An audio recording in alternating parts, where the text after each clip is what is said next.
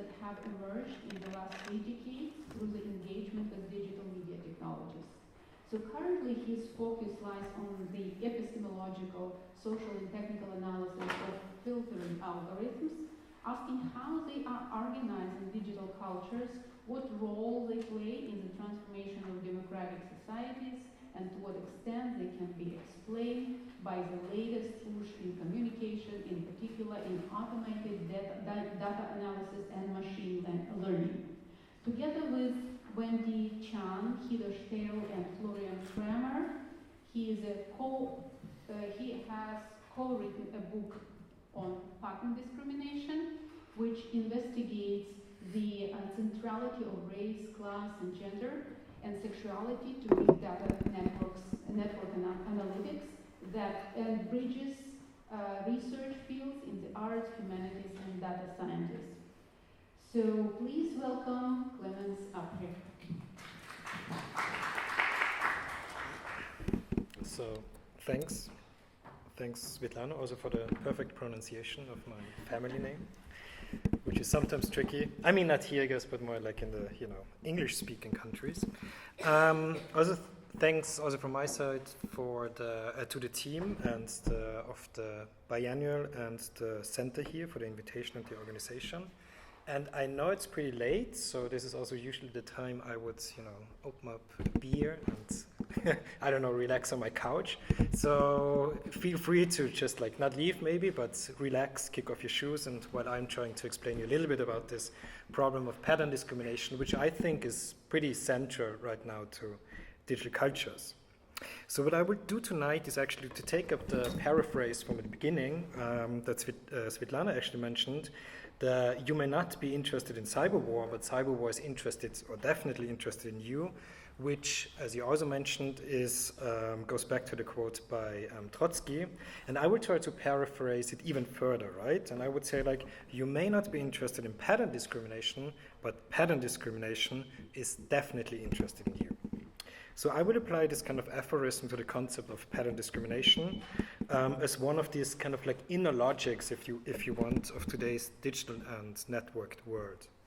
I will ask what it could mean that pattern discrimination is really interested in you. And I think you stress this in this book very much. It's really about not only it's interested in you, but it's really getting into you, right? So it's a very kind of fundamental touch to this. But let me start by recalling a story that made big news last year. In May 2018, that was last year, more than a dozen Google employees resigned because the data company, so Google, had planned to support a Pentagon program called Project Maven, which, some of you may know that, aims to improve the ability of drones to automatically identify objects of interest. These objects, of course, are human as well as non-human targets. In addition to this resigning of the Google employees, there was also a public letter signed by nearly 4,000 Google employees who said that Google should not be in the business of war. And there was even another letter, an open letter, in support of these Google employees, signed by academic researchers such as Lucy Suchman, Lily Irani, and Peter Osero. These three also published an article in The Guardian, that's also the one you can see here. And in the Guardian piece, they ask, should Google use its state-of-the-art artificial intelligence technologies, its best engineers, its cloud computing services, and the vast personal data that it collects to contribute to programs that advance the development of autonomous weapons? Should it proceed despite moral and ethical opposition by several thousands of its own employees? The story, I think, was also so newsworthy because at that time, Fei-Fei Li was chief scientist at Google Cloud AI. This is the subdivision of Google, which was also responsible for Project Maven. For those who actually don't know her, Fei-Fei Li is a Stanford professor and the founder of ImageNet, which for years was really the standard behind any kind of training of visual recognition software. And I would even add or say that it's maybe the single most important database behind what we now call the AI or machine learning revolution. So there was a big concern that such databases, or these databases, as well as the personal data Google collects from all of us, of course, on a daily basis, could be weaponized or used to support the development of autonomous weapon systems. Google finally ended its Pentagon contract, actually at the beginning of this year, but this, of course, doesn't mean that Project Maven has stopped. In fact, Google stated that its machine learning platform, TensorFlow, is open source anyway, and therefore can be also used for military purposes, right? If it's open source, how can you actually, prevent the military to use it? So the use of artificial intelligence in the Pentagon's drone program raises complex, of course, ethical and moral issues, not only for tech workers or academics, but I think also for society as a whole. And I want to add, not only with regard to autonomous weapon systems, but also in the context of really the everyday trench warfare, to quote Gramsci. What we witness today is a spread of algorithmic decision-making processes which work underneath the critical thresholds and therefore also maybe the ability of reasoning. I'm really talking about myriads of secret agents every day or on a daily basis in the form of these little algorithms which silently but very efficiently sift through an ever-increasing data stream. And these algorithms are increasingly being developed to make decisions for us. Google says it's showing us the most relevant results, right? And Facebook aims to show us what's most important. But the question still remains, what is the most relevant one? And what is even important?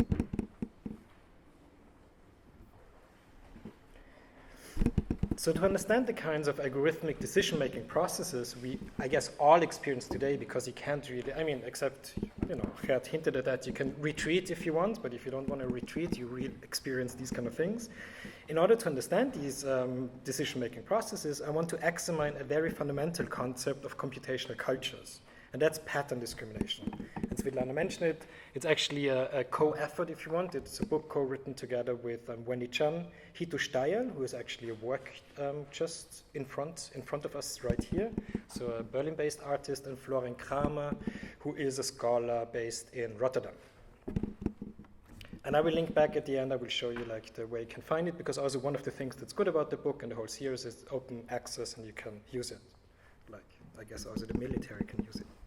So the word discrimination actually goes back to the Latin verb discriminare, and simply means, and that's important, it simply means to separate, to distinguish, but also to make a distinction.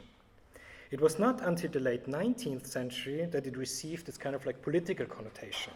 That's actually also in the same kind of parallel with the emergence of racism as an ideology. Discrimination since then has referred to prejudicial treatment of individuals based on social categories. And these kind of categories usually, there are many, but some would be race, gender, sexuality, but also age or class, for example. However, in computer science, pattern discrimination is still used as a technical term as well. And it's used as a term to describe the imposition of identity on input data in order to filter, and that is to discriminate, right, information from it. So you have a lot of data, and what you want is to get information. In order to do that, you need to filter to discriminate. So this is the paradox. You cannot not discriminate, right? You need something in order to filter the information out of the data. But far from being a neutral process, the application of filters is in itself, of course, a highly political issue, even if hidden behind some kind of technical terminology. So the aim of the book is somehow also to trace and uncover these implicit ties between the ideological on one side and the technical use of discrimination, as we can experience, or rather not experience them in today's algorithmic decision-making processes. And I think the drone warfare is, of course, a very catchy example, but it's only the tip of the iceberg.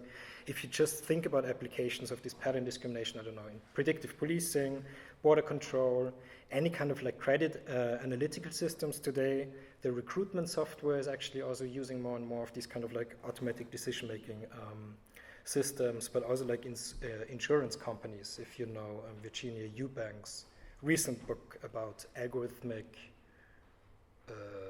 inequality.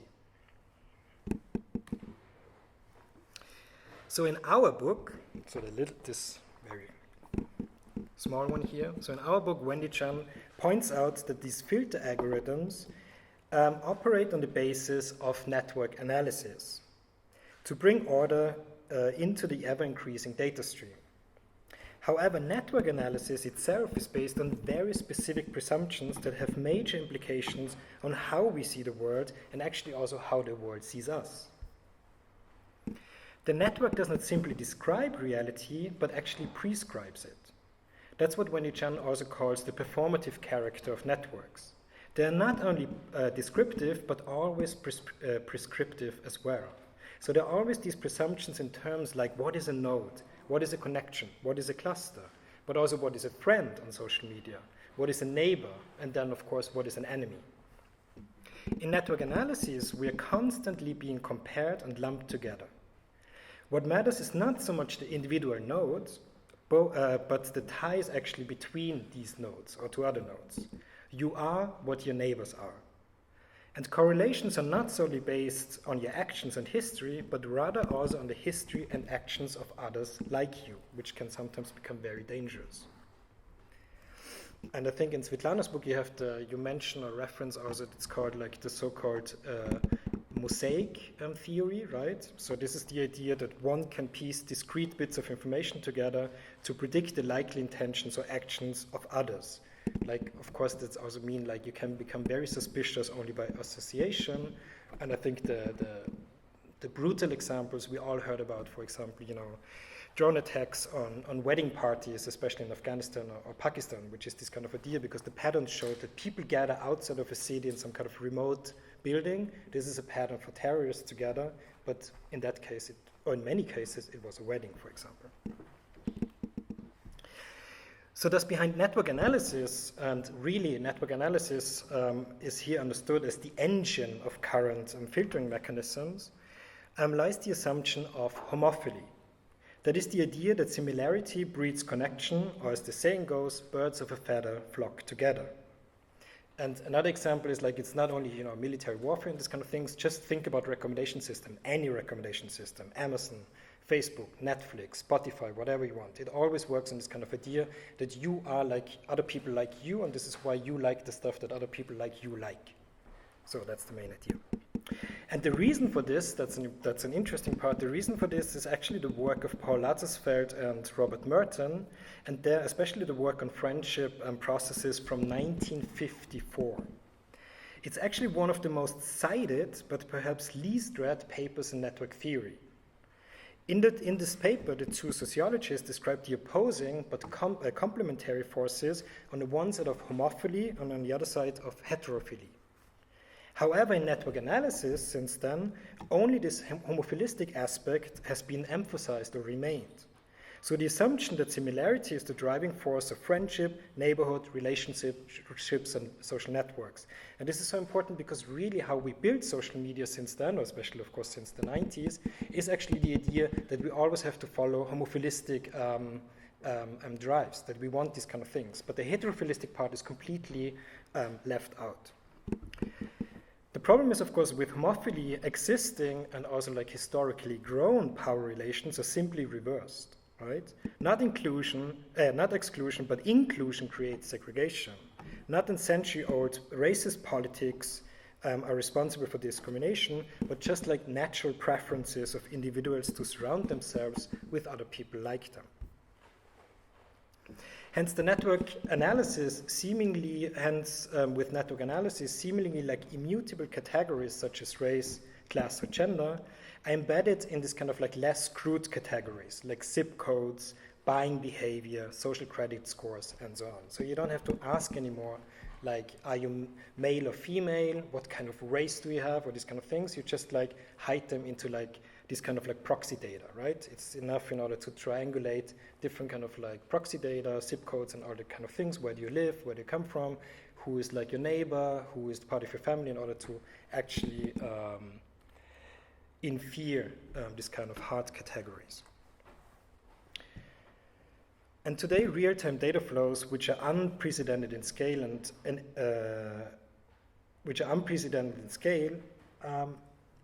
enable this kind of like constant quantification of almost every aspect of life. And of course, they also provide, and Geert hinted at that, they also provide a commercial foundation for a whole new industry that seeks to predict and ultimately shape also our behavior. Here again, the homophilistic mechanism comes into play. Since data is also collected in accordance with the previously mentioned categories, calculated on the basis of alleged preferences, and then ultimately played back to the user in form of advertisement. So the mechanism, of course, then at the same time leads to the much discussed filter bubbles and echo chambers, which tend to simply confirm existing opinions by filtering out opposing data. And the datum, that's actually the point, right? The datum is the given. It gets reconfirmed every time through this kind of like feedback loops. The data becomes the basis also for a new kind of, and that's an interesting thing, for a new kind of like personalized religion, I would say. And I don't know about Hebrew, I mean, if people speak Hebrew here, but somebody actually told me from Israel that dat has also like the Hebrew connection of being religion. So that means religion, so it's a thing that you have like your own personalized data produces your own personalized religion in a sense. So it is therefore only consequent when quasi-religious ideas re-emerge in our imagination. Just think about cloud computing, which wants to make us believe that there is a kind of like virtual realm behind the very real data sets. The cloud metaphor suggests a secure place that not only promises to protect our personal data, but also equips the data industry with some kind of like new sovereign power. One of the good things also about Google Images, for example, is I think it's a very good tool in order to, practice some critique of ideology. For example, every time you Google cloud computing and click on, images, you will see something like this. And the interesting part is like the hand is always like a white male hand. I don't know why. So it always tells you something also about what this sovereignty actually looks like, right? However, data do not rain from the sky. Data is always produced. Big data is by no means some kind of like natural phenomenon. The collection and analysis that is also the production of data is based on a framework of interpretation that is always presupposed. And I think Asa really hinted at this problem that, there are like books about this, like raw data is an oxymoron, it doesn't exist, it always has to be produced. And this is also the whole problem with data analysis and therefore current forms of machine learning as well. The framework it takes to understand something as something, and that is also the formal structure of maybe any kind of understanding, increasingly disappears into this kind of la-la land of algorithmic computation. And in the book, Florian Kramer actually writes about this, that hermeneutics is nowadays coming through the back door, back into the game, right? Everybody's like, we just need to look into the data. It's some kind of like new religion again, but the hermeneutics is not gone. It's just like built into computational models. So computing has become this kind of like new arcane knowledge, which was previously associated with, again, like the sovereign power. But to be precise here, in order to filter messages from the general noise of data, people have always relied on certain socially defined, that is, hegemonic patterns. In this sense, today's digital cultures are actually also not so different from ancient Greece, for example, right? Back then, voices of women and slaves were excluded from the public discourse as well, or actually rather filtered out. They may have been quantitatively significant, but they were just qualitatively irrelevant.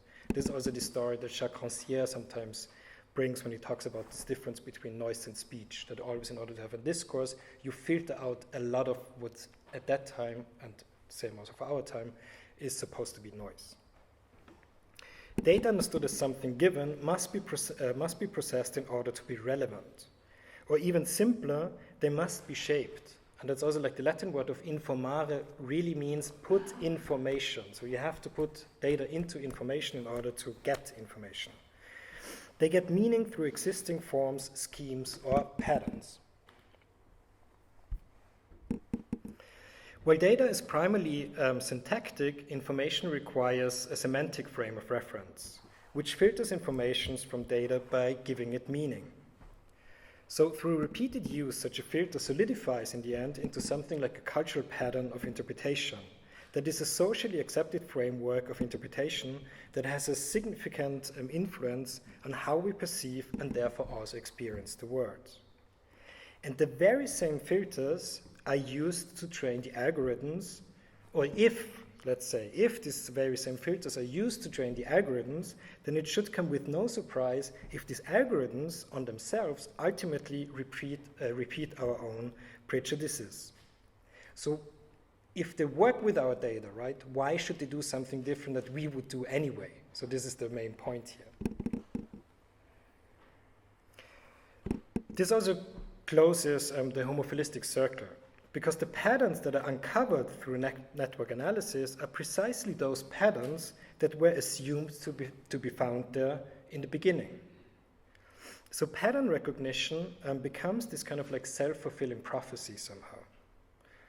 And this is like, for example, one picture by the FACE Research Lab in Glasgow, and you see like a training set, for example, how algorithms are trained. Of course, this is again a representation. But the interesting thing is like a very typical thing that you see, you know, there's one face for an Austrian, there's one face for a German, there's one face for a French guy, one face for Ukrainian, but there's only like one for whole West Africa. And this is like a typical thing, how these things and how these kind of like very coarse ideas are actually then trained into an algorithm.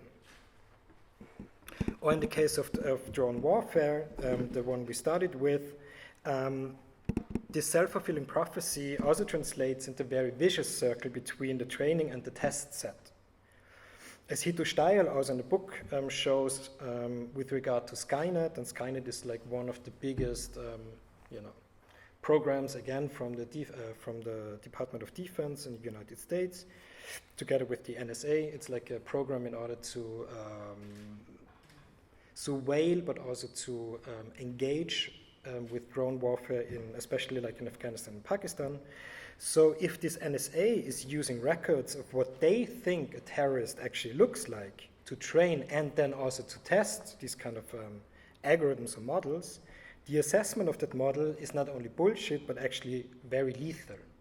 So the understanding is like here, if you from the beginning on think you know what a terrorist looks like, and you train an algorithm, this is how a terrorist looks like, and then the algorithm applied to a drone is actually killing a person that looks like what you assumed this person should look like, it's also again a feedback loop, because it's of course a positive signal, right?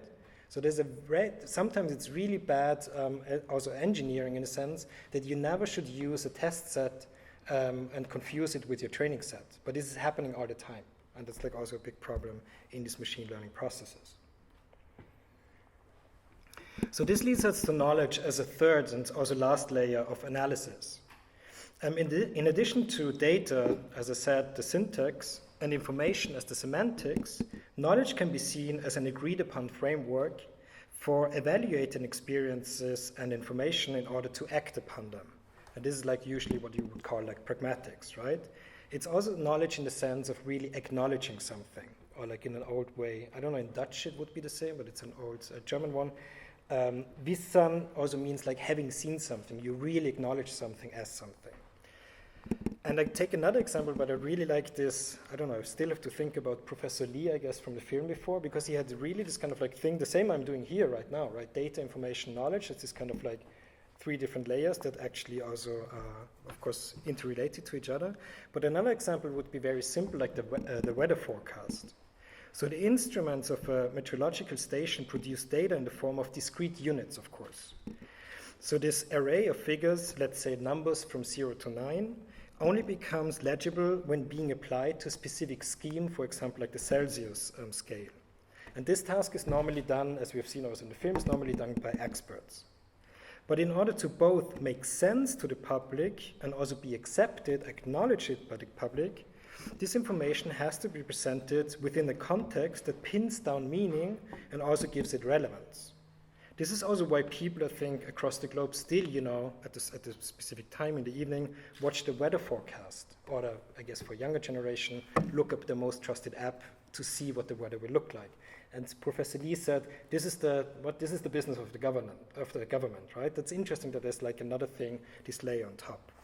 So the shared and socially accepted symbolic real, to come back to psychoanalytic theory, so the symbolic real is really necessary for information to be considered reliable, that we can also then collectively act upon it.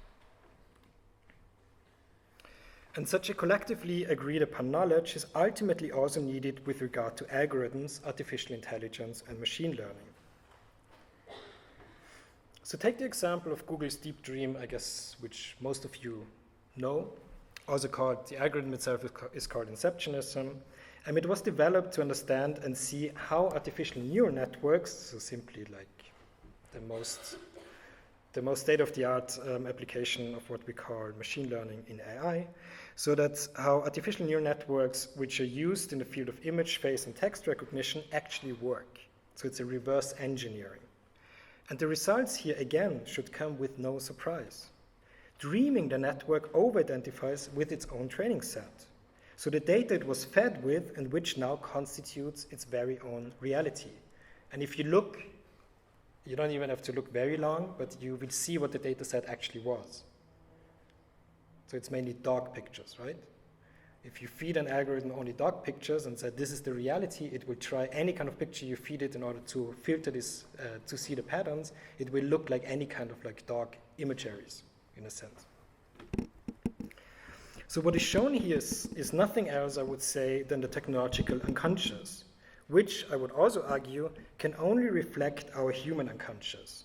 And this is I guess important for me, that humans and machines are both part of the same symbolic real. So in that sense, if you want to go into the kind of like political discussions, I don't believe in any kind of like singularity or something, all of a sudden something else is happening out of the algorithms, because humans and machines are still part of the same symbolic real, right? So we are reproducing the same kind of symbolic unconscious all the time. The best, but indeed maybe also a bit old example, is still to illustrate this, is Microsoft's Twitter bot Tay, which was launched in March 2016 and taken off only 24 hours of the internet because of its anti-Semitic, homophobic, racist, and sexist tweets. The idea behind Tay was to build an artificial intelligence that would learn how to communicate as a human being on Twitter. And in fact, it was a simulation of language patterns of what they called a typical US teenager. Tay's training set, and that's like the interesting thing about this experiment, so the training set were other users that made the bot learn sentences like the ones you can read here. So in some sense, you can also say that this was something like a tactical media intervention, but not the one maybe you wish for. But it was also a way to really interact or get into the Microsoft framework to make the bots do what they wanted it to do. The interesting thing is that the lack of collective rules, I would say, in dealing with machine intelligence led to some kind of like infinite regress in the case of Tay, and therefore also to a breakdown in symbolic efficiency, which is an essential condition still, I would say, of the possibility of communication and thus democracy. So what we lack today is really knowledge about how information is filtered out of data, how these new filter algorithms work, and why they simply repeat old racist, sexist, and classicist prejudices. I think really rarely in history have we been so unknowing of the knowledge that actually makes us. And really, I think this knowledge is really like building, it's not only interested in you, it's really making us. By actually also making us in a sense about putting each of us in specific categories. And this is happening, again, on an everyday basis. So what is there to be done? I think there are 2 points I want to make in the end. So first I think, and here I'm definitely not alone, we had the discussion yesterday, but also in the book this is mentioned, a lot of people are trying to do that. So I think that cultural studies, feminist studies, critical race theory, and also psychoanalysis have a wide range of instruments at their disposal with which problems such as data discrimination can be tackled. This critical knowledge is necessary to think against this kind of new essentialisms in digital cultures, precisely because categories in AI and machine learning are again set as being just like natural or given. And I can't stress this enough. Gender, race, class, and so on are not just some kind of alibi terms, right? But they're really analytical tools to get under the shiny surfaces of digital cultures. Two, and that would be the second point, possibly also build other algorithms and networks to create alternative patterns for the future. And here I really tried to, because Svetlana asked me, and I'm trying now to link two different things actually together, which was something Gert and I share somehow, like a background in critical net cultures and tactical media, and I'm trying to revise these kind of things. So a source of inspiration for this kind of maybe new patterns for the future could be or might be what used to be called critical net cultures from the 90s.